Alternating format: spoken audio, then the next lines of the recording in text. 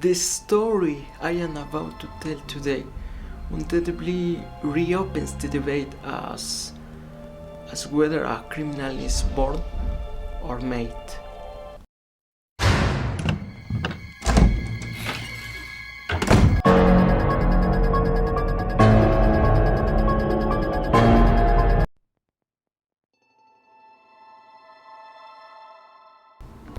This is the story of María Trinidad Ramirez Poblano, better known as La Tamalera de los Portales.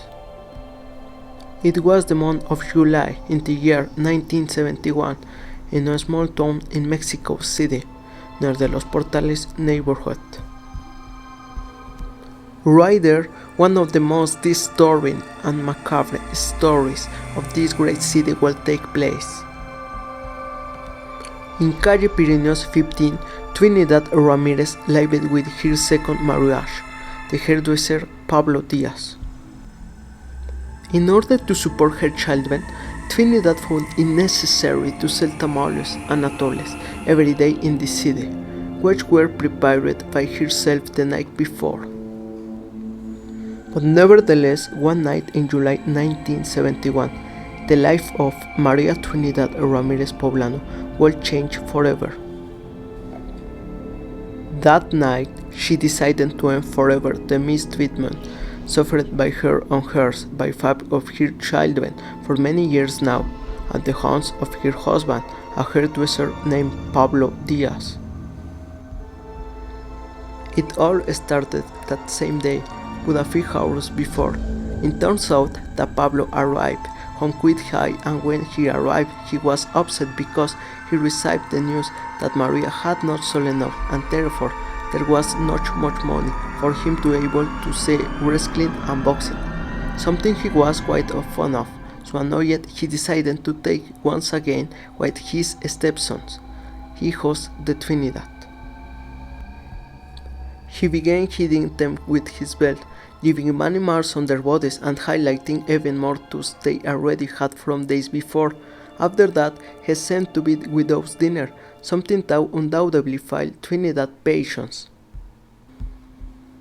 So Trinidad waited for the effect of the alcohol to diminish on Pablo, and when he slept, he took a baseball bat and without thinking twice gave him 3 strong blows to the head, something that undoubtedly left Pablo very bad signs. He could no longer get fat on his feet.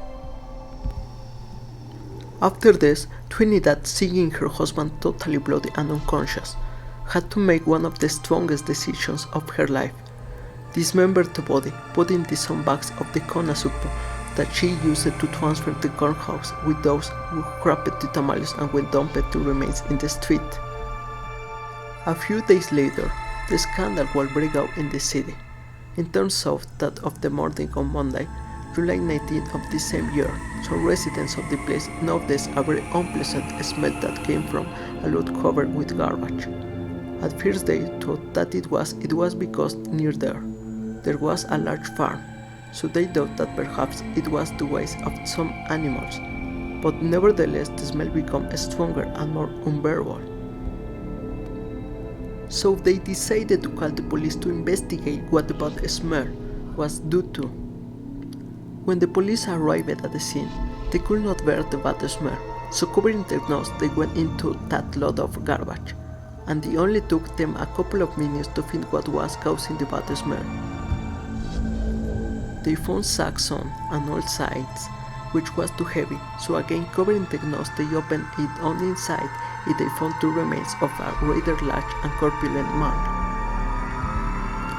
The investigation, led by General Daniel Gutierrez, who at that time was the chief of the Federal District Police, began with the investigation of the maid called Esperanza Hernandez, who worked in the house on whose seat was Pablo's body, which confessed that hours before he had decided to move the sack, thinking that it contained dead chickens, but if it did not, he automatically notified the authorities.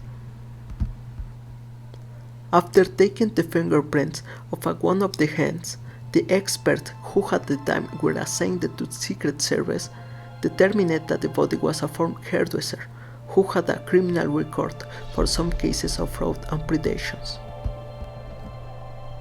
The identification of the corpse led the investigators to the home of Maria Trinidad, who lived on Calle Pirineos 15 in the Los Portales neighborhood, where she had arrived from Tequixquiac, state of Mexico, where it was the surprise of the police officers assigned to her cause when asking her tamalera, she confessed without repentance her crime, arguing that for years her husband had mistreated her and her children.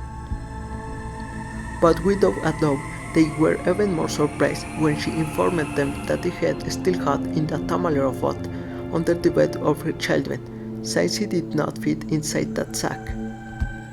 During those years, there was speculation about the possibility that Maria Trinidad had used the meat of her ex-husband body to cook her delicious tamales, as a news item published in La Prensa reported the following: the murderous tamalera boiled her head in the pot of tamales, what the criminals do with their horrible cares.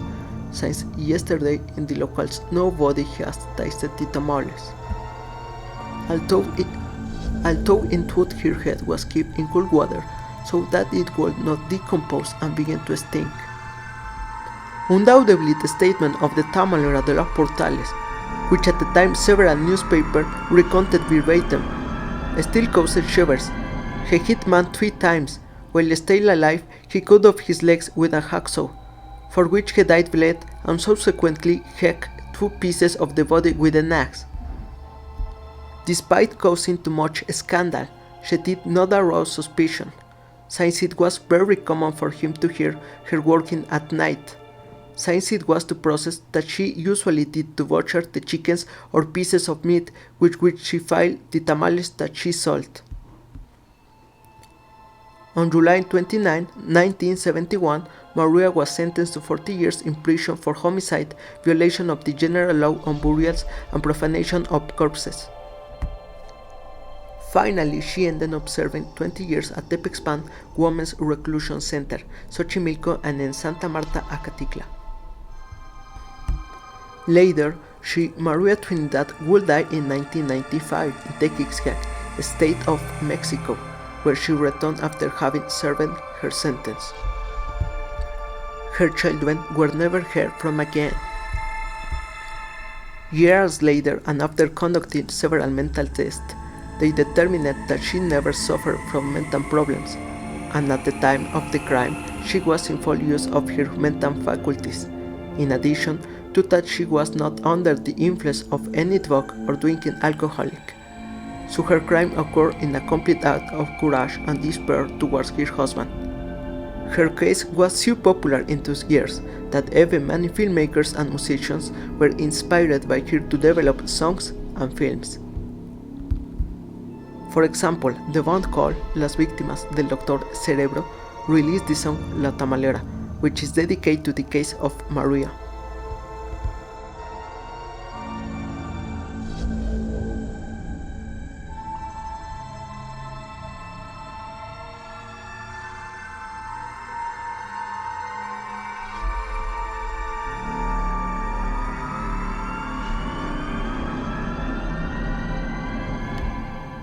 This phrase can be heard in the song.